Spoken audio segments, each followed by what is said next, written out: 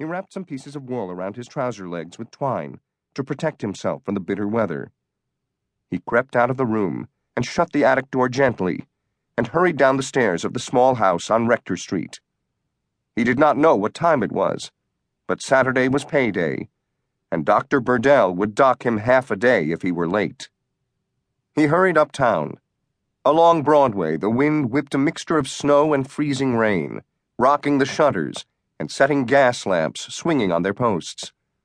Old snow blocked the culverts, flooding the intersections, and carriages were left abandoned in water up to their hubs. He made his way to Bond Street, a long row of townhouses, and banged at a door under the stoop. The cook pulled the bolts. "Good Lord," Hannah exclaimed. "You're wetter than a sea captain. Don't you dare drip on my floor." He followed her down the dark hallway and was careful not to drip, for the cook had hit him before, most recently with a wooden spoon. In the kitchen there were 2 fires burning, one in the brick beehive oven where she baked pies and puddings, and one in the cast-iron stove. "Only a fool would come out on a day like today," muttered Hannah. She moved back and forth to the oven, an apron wrapped around her wide girth, pulling out a fresh pie on a wooden board, and then sliding it into the pie cabinet. When one of the oven doors opened, the heat hit John like a furnace blast. Hannah threw some bread crusts into a simmering pot of milk. John watched the crusts swimming around in the bowl as they softened into a pulp. "Dr. Burdell is still sleeping. I'm surprised he hasn't rung for his breakfast." The cook spoke with reverence about the owner of the house, a dentist and a bachelor. John worked as an errand boy. He lit the gas lamps in the 16 rooms, wound the clocks with a brass key, and hauled coal up and down the broad staircase with buckets on a stick across his back. "Yesterday the serving girl was in the basement with a whiskey bottle, and she was sent straight to the street." "So Alice is gone, is she?" asked John, gulping down his porridge. "She sure is. And do you think Mrs. Cunningham has hired another girl?" asked Hannah.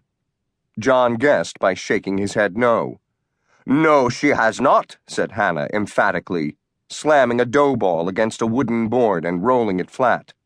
"So now it's my job to cook the meal, serve the table, bow and curtsy, all while my bread burns."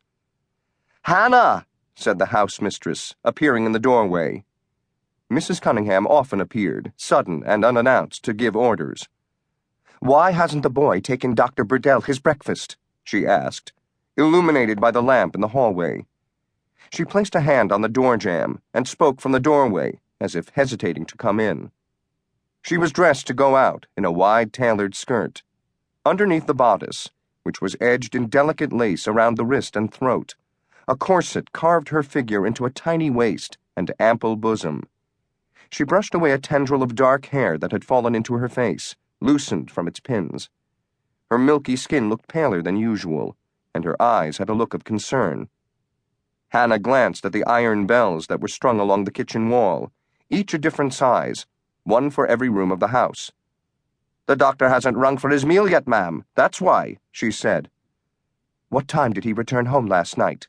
asked Mrs. Cunningham. "I was asleep in the attic, ma'am. I do not keep track of my master's comings and goings." "Helen is taking the train at noon. Please tell Samuel to bring the carriage around." Mrs. Cunningham's daughter was returning to boarding school in Saratoga, and she spoke as if Dr. Burdell's carriage and driver were hers to command. "I wouldn't send anyone out in this weather unless I expected them to swim or take a schooner," the cook retorted. "I see that John arrived this morning without being swept away," she said curtly. "Please do as I say.